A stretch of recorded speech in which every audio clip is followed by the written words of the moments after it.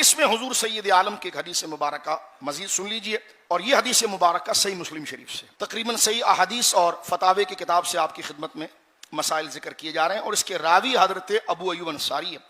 قال اذا آتیتکم الغائط، نبی پاک سے نے فرمایا جب تم پیشاب کی حاجت کے لیے آؤ، چاہے چھوٹا پیشاب ہو یا بڑا پیشاب،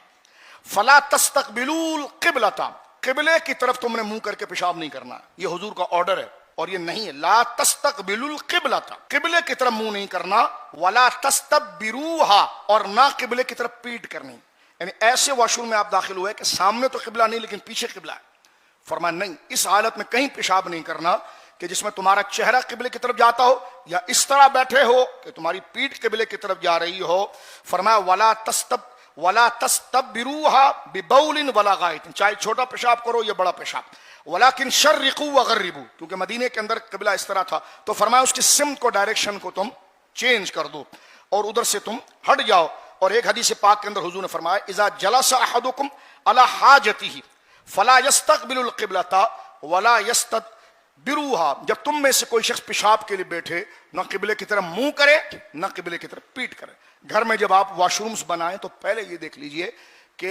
کموڈ یا WC اس کا رخ کس جانب پہ، اگر آپ بیٹھتے ہیں تو وہ رخ کس جانب ہوتا ہے، تو قبلے کی سمت کو پہلے دیکھیے، ٹائل کیسی ہونی چاہیے، ماربل کیسی ہونی، یہ سب بات کی بات ہے جو شریعت کا مسئلہ ہے، جس سے ہم گناہ گار نہ ہوں، حاجت بھی پوری ہو، شریعت کے طریقے سے ہو تو اللہ اجر بھی عطا فرمائے گا، یعنی حاجت بھی پوری ہو رہی ہے، پاکی بھی شریعت کے مطابق لیا جا رہا ہے، ایک تو اپنی حاجت کی تکمیل بھی ہو رہی ہے اور دوسرا اس پر اجر بھی ہے۔ علماء نے یہاں تک لکھا ہے کہ اگر وہ شخص، یہ علامہ نظام الدین رحمہ اللہ نے فتاوی عالمگیری میں لکھا ہے وَإِنْ غَفَلَ وَقَعَدَ مُسْتَقْبِلَ الْقِبْلَةِ، پتہ نہیں تھا اور بیٹھ گیا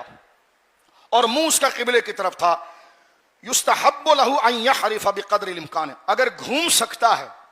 بیٹھ گیا، یہ اس صورت میں جب پتہ نہیں تھا، پہلے سے پتہ تو پہلے سے جناب، لیکن اب بیٹھ گیا ہے، گھوم سکتا ہے کہ کپڑے اس کے ناپاک نہ ہو جائے، اگر اس کی صورت بنتی ہے تو پھر اس کے لیے اجر اور مستحب کی بات ہے کہ وہ گھومے۔ اور یہاں مستحب کا وقت بتا رہا ہے کہ اگر ایسی چیز ہے کہ اگر وہ اپنے بدن یا بڑھاپے یا اپنے وزن کے اعتبار سے گھومتا ہے تو پاؤں پھسل سکتا ہے